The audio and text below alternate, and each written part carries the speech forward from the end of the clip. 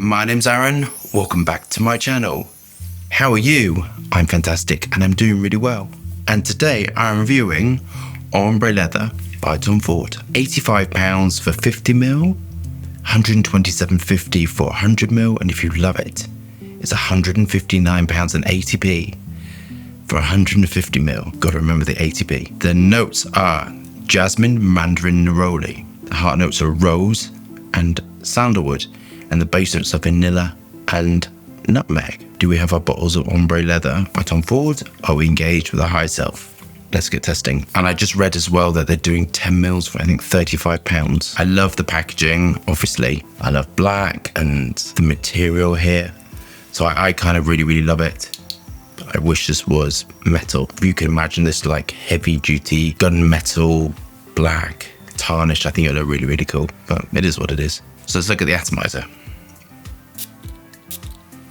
I think it's just standard at this point, isn't it?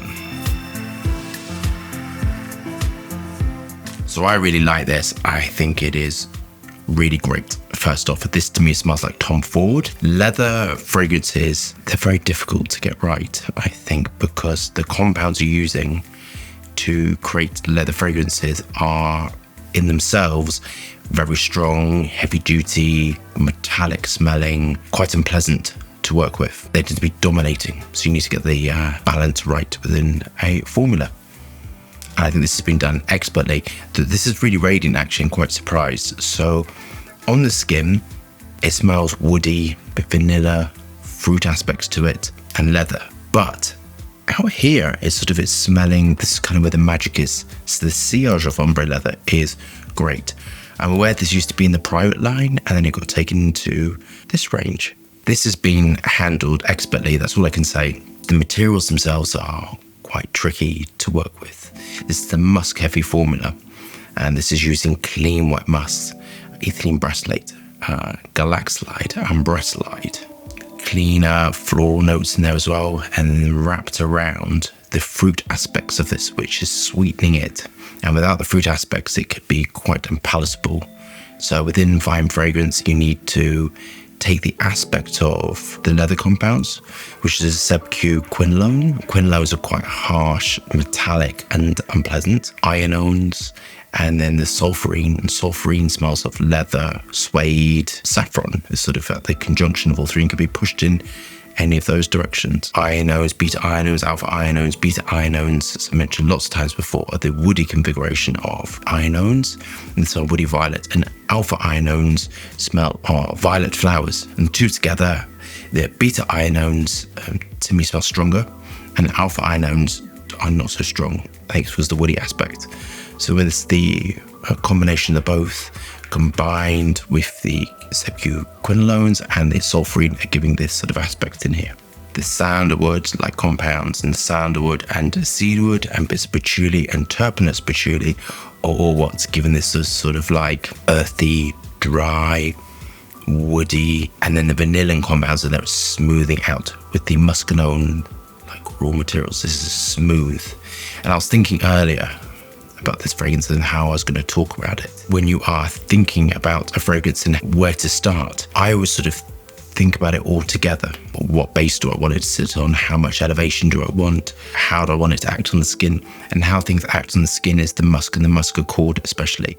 And this is particularly magical because of the musk accord, and somebody very skilled and excelente has handled this. Tom Ford, when they do things right, has a magical thing about them, and I think they are really an amazing company when they're done right.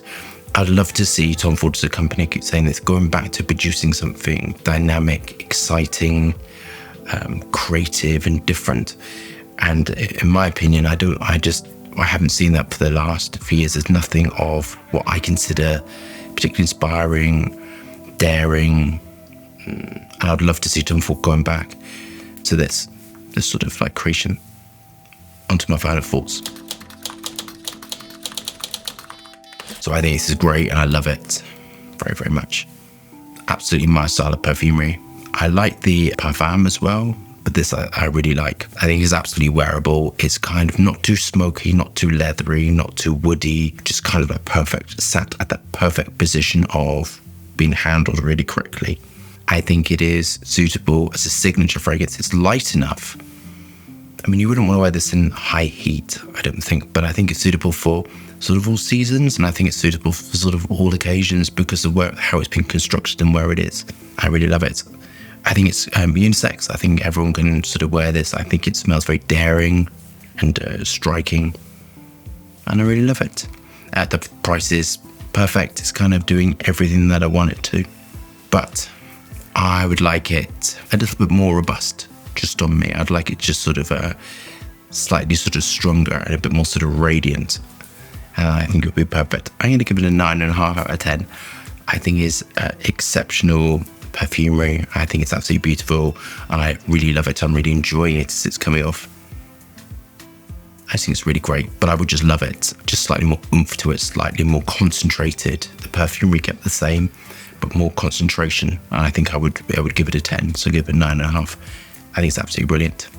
So if you love that review, thumbs up and subscribe on fascinating, interesting content, lots of moving hands, and lots of fragrance views. Hope you're staying safe and well. See you soon.